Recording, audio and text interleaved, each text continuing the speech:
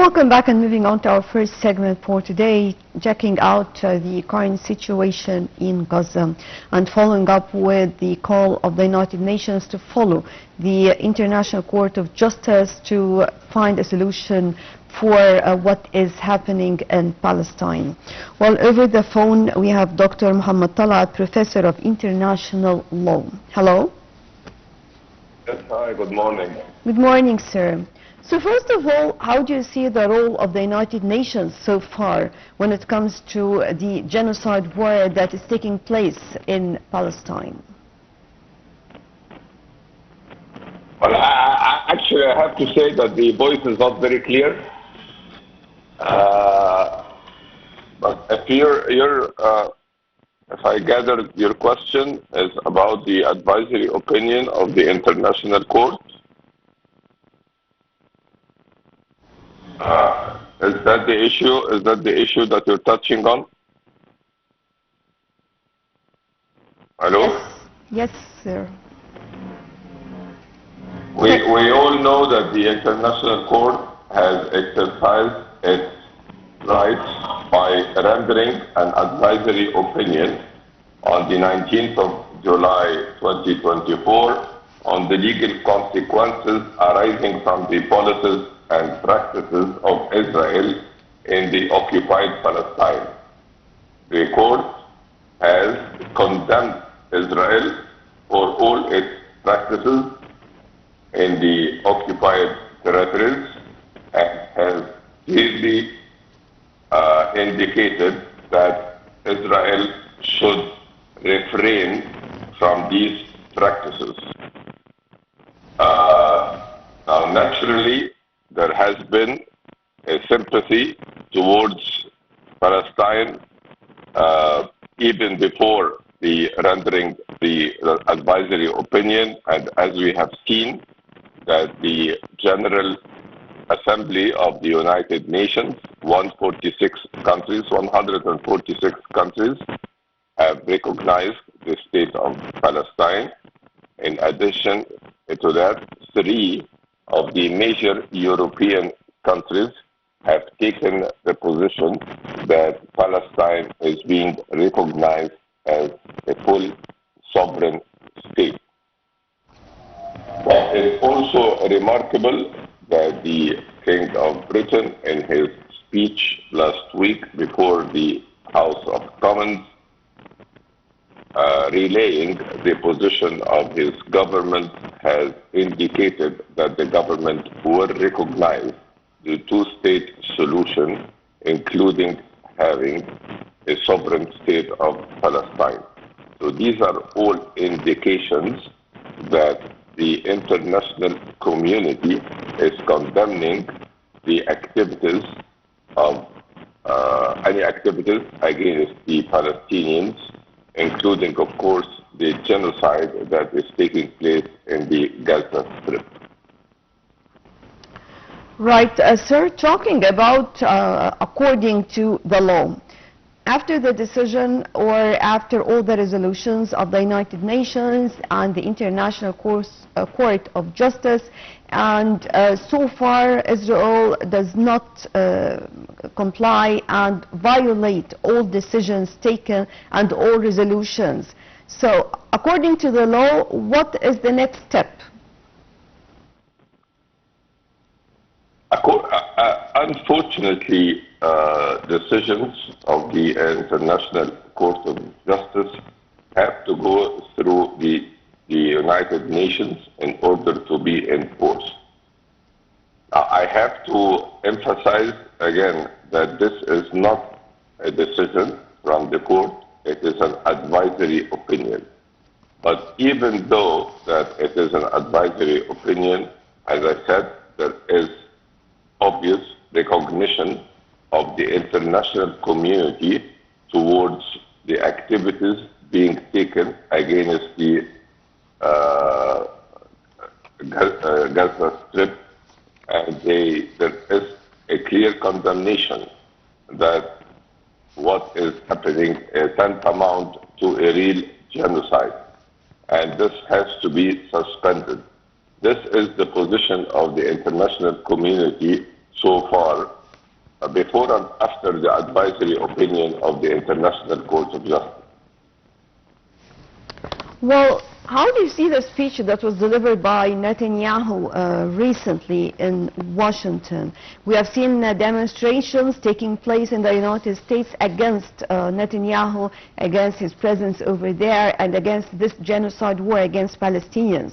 And in the meantime, asking for stopping providing Israel with weapons and military aid. And in the meantime, we can see inside the speech delivered by Netanyahu and the support from inside. How do you see the situation? I will simply reiterate what Nancy Pelosi, which is the former Speaker of the House, that sat on the seat as the Speaker of the House for decades. So she's a very prominent politician. She said that this is the worst speech given by a foreign politician before the Congress. This is her words. Her words suffice by in itself, and it reflects the perception towards the speech that was given last night at the Congress. Talking about back to the United States and the resolution to recognize the imperative of an immediate and sustained ceasefire. How far can this help? Well, I mean, naturally it will help. Yes, it has to be enforced or complied with. Now, the United States has indicated several times, and even it refrained last month from supporting a veto or enforcing a veto at the Security Council for the first time ever in the history of the Security Council. So it is naturally calling upon the government of Israel to suspend the war or to stop the war and reach a ceasefire. Yet, obviously, the matter is fraught with difficulties, and until now, it is not being invoked, and they're unable to reach an understanding between the parties on the matter until now. But it is worth mentioning and emphasizing that the United States, for the first time ever, it did not support a veto right on the ceasefire resolution from the Security Council, which is remarkable by in itself. Do you see any changes in the policies, especially that we are approaching or talking about the American elections, presidential elections? Can this change in any of the policies in this respect? Well, I need to point out that Kamala Harris did not attend before the Congress yesterday.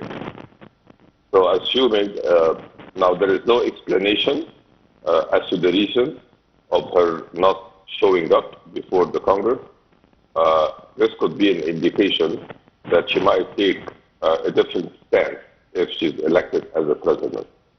Now, if Trump comes, as a matter of fact, we should not forget that Trump is the one that moved the American embassy to Jerusalem and recognized Jerusalem as the capital of the state of Israel. So I do not see that Trump will take any different position. But again, as I said, Kamala Harris did not attend yesterday with no explanation. So this could be an indication that she might take different positions if she's elected as a president of the United States.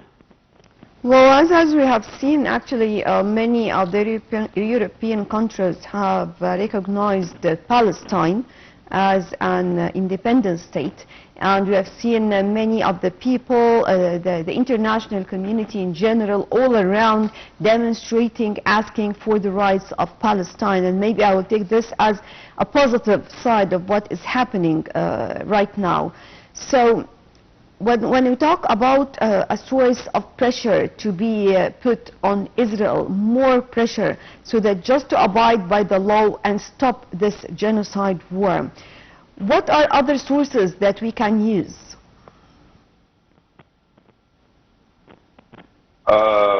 Unfortunately, not many, because international community does not necessarily abide by the laws and international conventions.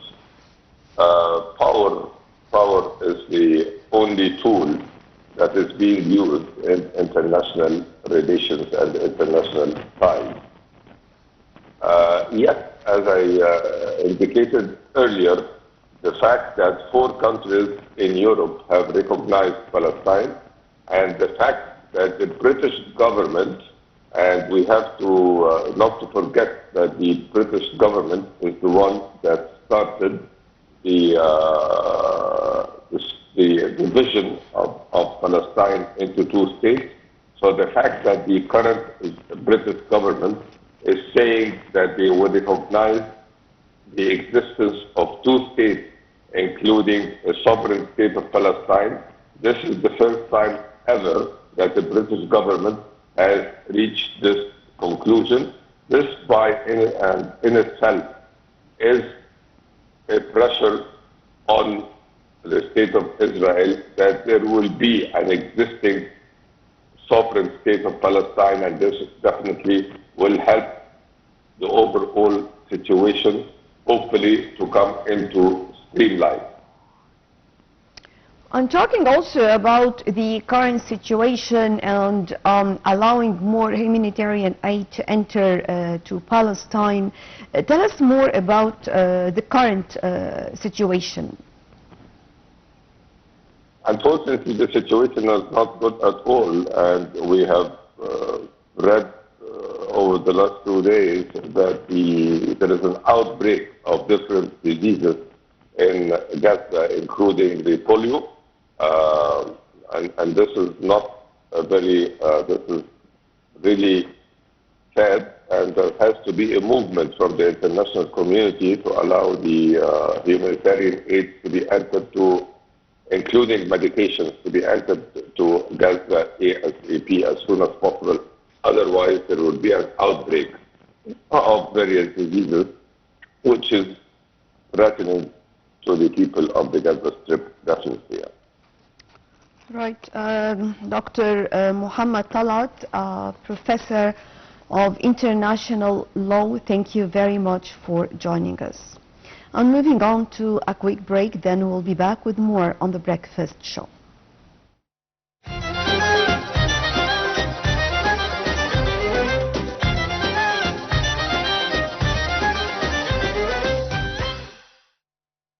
The National Museum of